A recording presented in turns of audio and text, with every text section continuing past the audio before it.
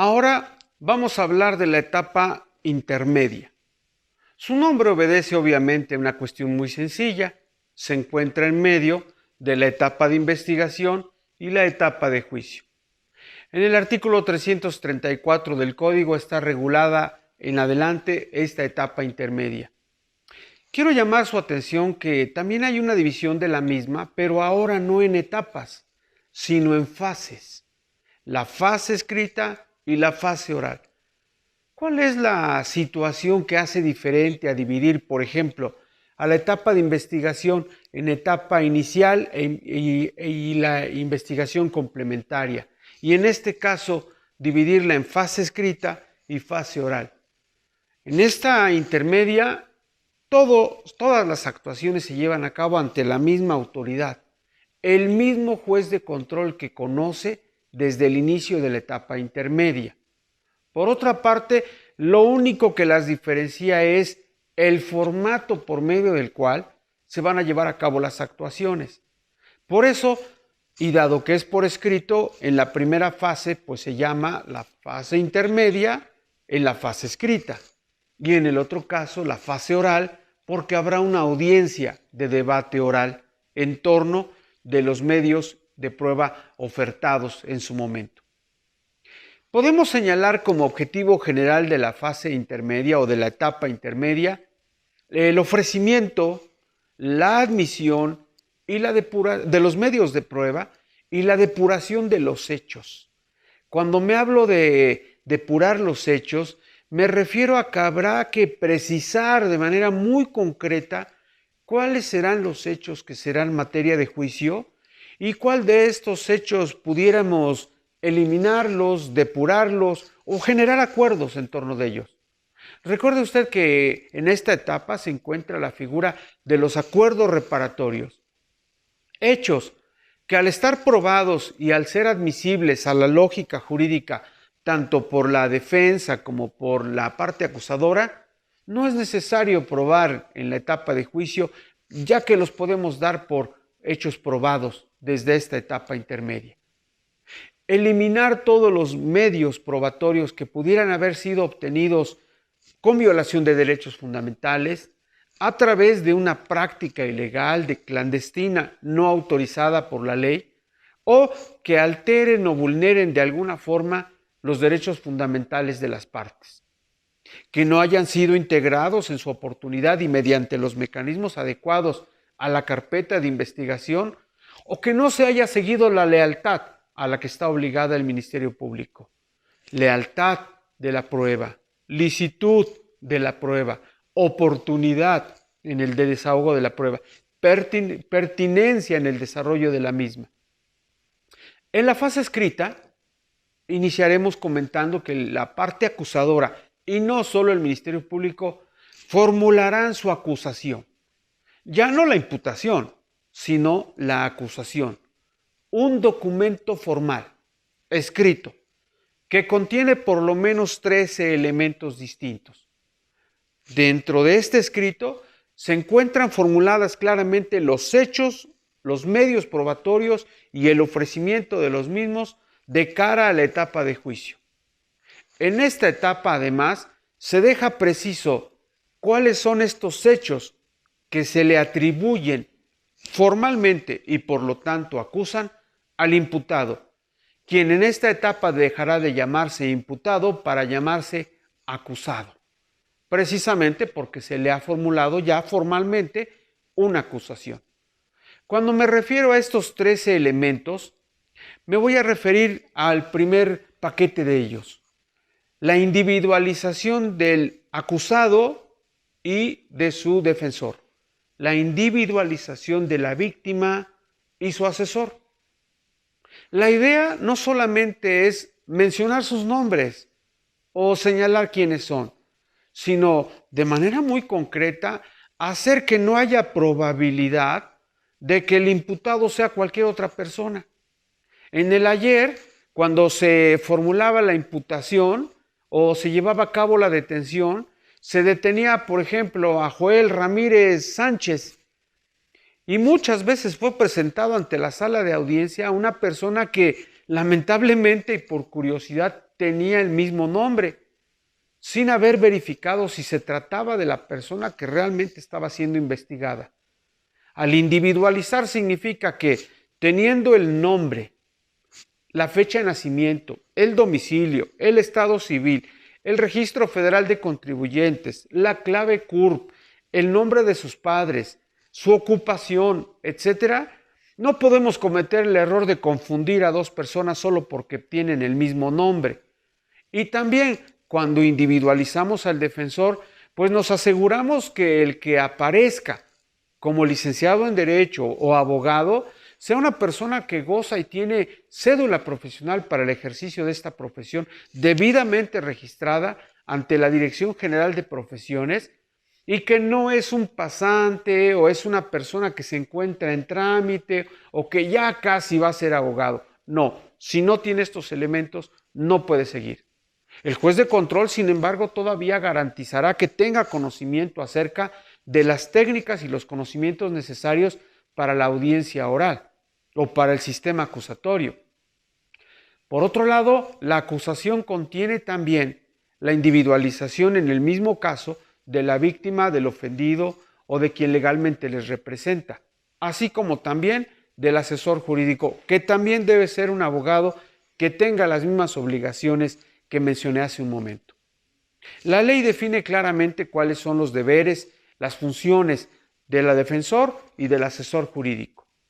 Por otro lado, cuando hablamos acerca del ofrecimiento de los medios de prueba, nos referimos básicamente a tres tipos. No me refiero a tres medios, sino tres tipos de medios, con objetivos completa y diametralmente distintos. El primero de ellos, orientado a probar el hecho delictivo y quién lo cometió, las circunstancias de tiempo, modo, lugar, la calificativa, la modalidad, el tipo de delito, la forma de su ejecución, su clasificación, etcétera, y dejarlo muy preciso. El encuadre legal, la fundamentación legal en la cual se encuentra previsto esta conducta delictiva. El segundo paquete de medios probatorios se refieren a la reparación del daño, el monto de la misma, la naturaleza de la misma, la forma en cómo se pretende probar esta reparación o cómo se pretende solicitar la misma. Cuando hablamos de reparación de daño, no piense usted que solamente nos referimos en términos de dinero. Hay muchas formas de poder llevar a cabo dicha reparación. Y tercero, la pena solicitada. Medios probatorios que nos permitan poder probar que si yo voy a solicitar como parte acusadora la pena máxima para el imputado, pues no solo porque la frase se oiga bonita o porque sea una frase coloquial que hemos escuchado por aquí o por allá, no, sino porque se tienen datos, se tienen medios de poder probar que el acusado ha realizado una serie de conductas que lo vuelven riesgoso para la sociedad, que tiene elementos que incluso nos hacen presumir que puede volver a delinquir.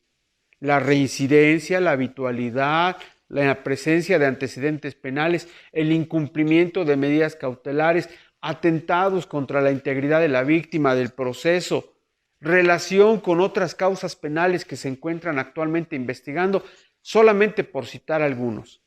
Es decir, distintos son los medios probatorios que se deben de integrar, además de la obligación ahora de incluir, desde luego, la reparación del daño. En esta etapa nosotros podemos poner por escrito los acuerdos probatorios.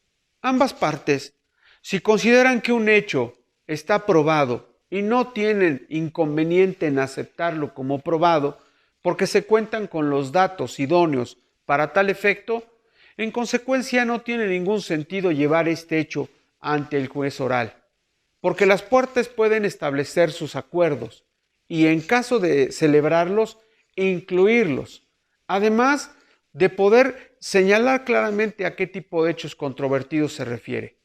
Pondré un ejemplo. El conductor A conduce un vehículo a exceso de velocidad, atropella a una persona. Como causa del atropellamiento le deviene la muerte. Existe un homicidio de tipo culposo. lo que la gente conocería coloquialmente como imprudencial, culposo. Muy bien. ¿Podemos establecer acuerdos entre la parte acusadora y la defensa? Sí, claro. Una, que la causa de la muerte fue el percance automovilístico. Ambos están de acuerdo en ello. Dos, que además de ello, el conductor es el hoyo imputado y la víctima es el hoyo occiso.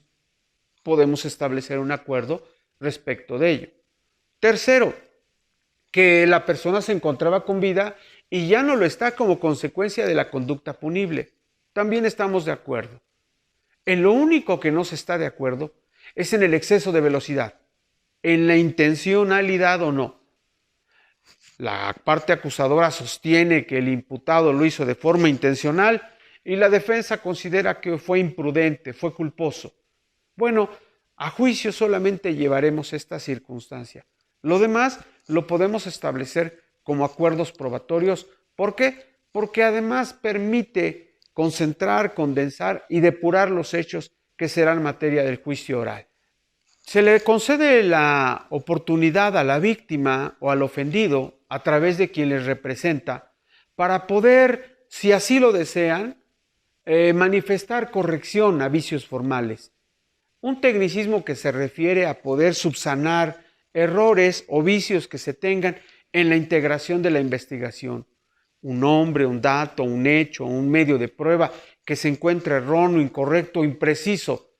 Un dictamen pericial que contenga datos que no se encuentran debidamente formalizados. La ausencia de firmas o la ausencia de algún elemento que más adelante pudiera devenir en desechar el medio de prueba. Por otro lado, si así lo considera la víctima, iniciar su acción privada, si es que no se encuentra suficiente o conforme con la acusación que formuló el agente del Ministerio Público. De la misma forma, concederle el derecho al imputado o ya acusado para que éste también manifieste por escrito si tiene algún señalamiento respecto del escrito de acusación y en su momento también pueda hacer por escrito su ofrecimiento de medios probatorios según sea su teoría del caso, según sea su estrategia de defensa. Aquí podemos señalar que existen básicamente dos formas, la llamada teoría del caso activa y teoría del caso pasiva. En el primero de los casos nos referimos a que el defensor formula una estrategia, una teoría, una forma activa con medios probatorios de poder llevar a cabo su defensa. En el segundo de los casos se abstiene de hacerlo, por eso se llama pasiva. Solamente atacará los hechos señalados por el agente del Ministerio Público, por la víctima o el ofendido o su asesor jurídico. Es decir, como tal no plantea una teoría del caso, sino prefiere atacar la que fue presentada por la parte acusadora. Una vez establecidos estos elementos, entonces, presentados los escritos, ratificados todos ellos en presencia de quien corresponde, se tendrán que presentar y agregar a la carpeta respectiva. A la carpeta administrativa, ahora una carpeta judicial. Y el juez de control, revisados todos estos elementos, garantizado que no se ha omitido ninguno de los derechos fundamentales, ordenará la citación a la audiencia intermedia, la audiencia oral intermedia, cuya finalidad justamente será llevar a cabo el debate de la audiencia intermedia en torno del ofrecimiento, admisión y depuración de los medios de prueba y de los hechos que se encuentran ya dentro de esta etapa de intermedia y de integración de la investigación. Agradezco mucho que nos sigan y que nos permitan llevar a cabo la exposición de estos temas. Si usted requiere mayor información, síganos a través de las ligas que hemos mencionado y que se colocan en este momento. También es importante señalar con relación a esta fase escrita, cerrémosla con un principio del derecho como es tradicional. Lo accesorio sigue la suerte principal, sigue la suerte de aquello que se considera principal. Si en determinado momento los hechos, los medios de prueba se encuentran envenenados debidamente al principio del fruto del árbol envenenado, entonces seguirán la suerte del mismo. Envenenados estarán y envenenados caerán. no podrán convertirse más adelante en pruebas ante el Tribunal de Enjuiciamiento. Muchas gracias.